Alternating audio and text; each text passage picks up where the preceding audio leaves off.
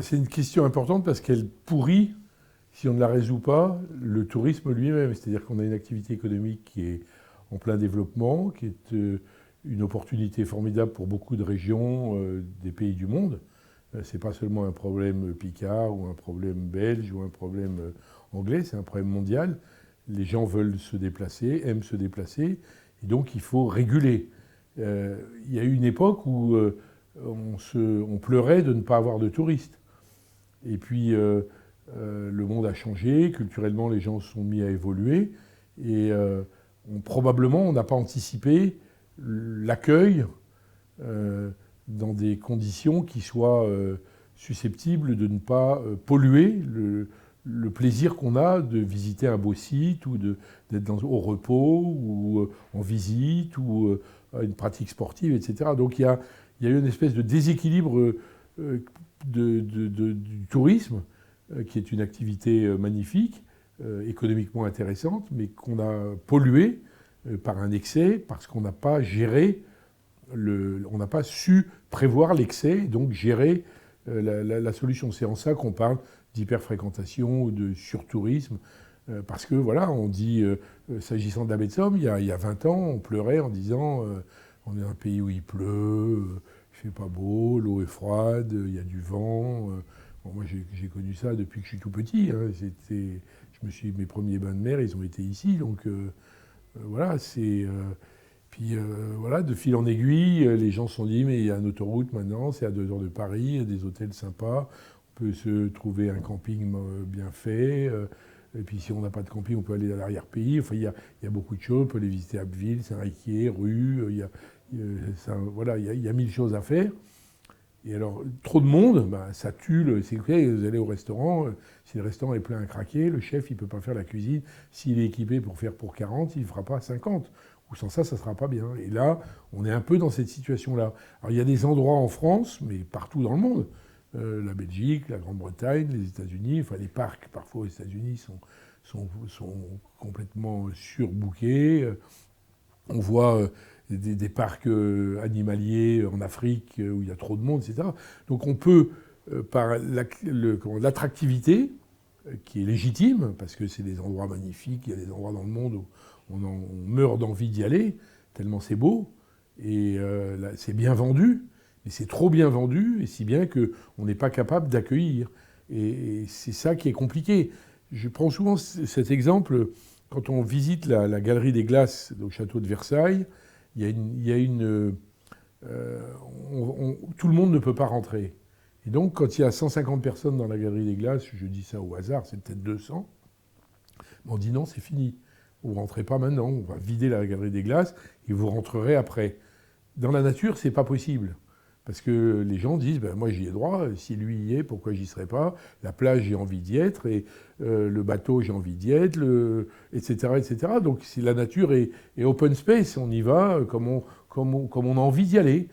Et donc les pouvoirs publics, en tout cas en France, puisque je ne vais pas juger nos voisins ni même d'autres pays du monde, mais nos pouvoirs publics n'ont pas été assez en amont pour réguler. Alors si on a trop de monde, il y a un risque de gâchis.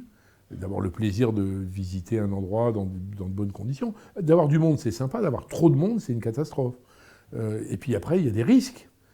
S'il y a trop de monde qui monte le Mont Blanc, ben on a des risques de chute qu'on ne va pas prendre en charge parce qu'il n'y a pas assez de guides, où les gens ne sont pas assez bien équipés, on n'a pas vérifié.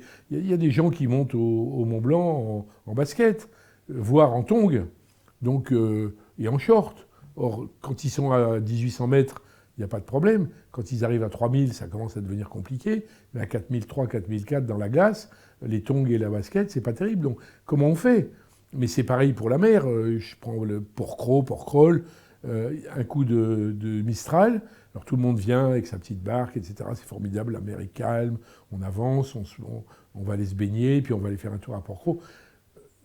Les restaurants sont pleins, c'est pas grave, on va faire un petit feu, etc. S'il y a un feu plus un coup de Meltem, un coup de Mistral, on va brûler l'île et on va noyer les gens qui vont vouloir repartir en panique parce qu'il y a du feu. Donc on est tout le temps... Le trop tue le système. C'est ça la difficulté. Alors comment faire pour le régler ?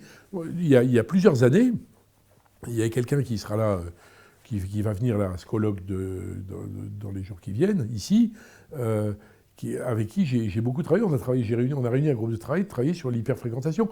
Et ce qu'on appelle aujourd'hui le surtourisme, c'est exactement la même chose. On ne peut pas empêcher les gens de venir. Alors, il faut contrôler, mais je vous dis, un bâtiment, c'est facile, parce qu'il y a une porte à l'entrée, vous mettez tant de monde, et puis après, c'est fini. Dans la nature, c'est très compliqué.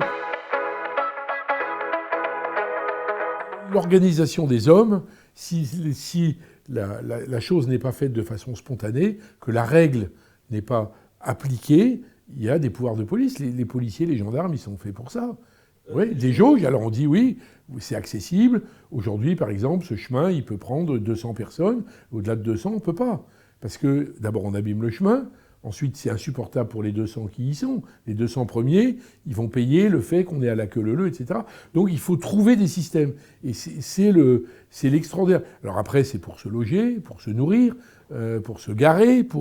Alors on trouve des trucs. À Saint-Valery, par exemple, ils ont eu l'idée très astucieuse, le maire de l'époque, Stéphane Ossoulier, a eu l'idée de faire un gigantesque camping de 5000 ou 7000 places. Les gens vont gratuitement dans ce camping-là, et après, ils leur donnent les moyens d'aller dans la ville avec des moyens collectifs. Mais les gens se promènent dans la ville tranquillement, sans risquer de se faire renverser, en pouvant prendre le temps, etc. Et c'est gratuit. Alors que s'ils vont en ville, ils polluent, ils empêchent les autres de profiter. Il ne faut jamais empêcher personne. Moi, je ne veux pas faire un truc élitiste. L'idée, c'est de le faire que tout le monde, y compris celui qui n'a pas un rond, puisse y aller visiter, boire un coup, boire une bière à la terrasse d'un café. Il faut qu'il y ait des restaurants pour tous, etc. Mais c'est la foule qui tue le produit. C'est ça qui est le risque. Et c'est ça sur le... Alors après, on crée des dangers. Quand il n'y a pas assez de maîtres nageurs pour vérifier le nombre de gens qui se baignent, et puis ceux qui font du kite, est-ce qu'il y a des gens qui vont aller les chercher, etc., etc. Est-ce que quand la mer monte ici très vite, les jours de grande marée, est-ce qu'on ne prend pas des risques énormes en laissant les gens traverser la mer ? Enfin, tout ça, tout le monde connaît. Et le problème, c'est qu'il faut organiser. Alors il y a un vrai débat qui n'est pas réglé, à mon avis, que je n'ai pas vu réglé, en tout cas moi, quand j'étais parlementaire, c'est que confier des pouvoirs de police supplémentaires aux élus, l'État français n'aime pas ça. Parce que quand un maire, on dit souvent ça, si le maire n'utilise pas les pouvoirs de police qu'il a, c'est lui qui va être mis en responsabilité. Et actuellement, il y a un souci qui est assez qui est intéressant, qui peut paraître un peu ambigu, un souci des pouvoirs publics de protéger les maires. Parce que sans ça, les maires vont dire plus personne ne voudra être maire. Si à chaque fois, les maires, ils doivent vérifier la qualité des cantines scolaires, ils doivent vérifier, etc., etc., mille choses. Et s'ils ne le font pas bien, on va poursuivre leurs responsabilités. Et donc les traîner devant le tribunal. Et donc il y aura des gens qui diront mais moi je veux plus. Voilà. Il y a un problème d'équilibre qui est très compliqué et pour lesquels on n'a pas encore trouvé la solution. Voilà, c'est mon analyse.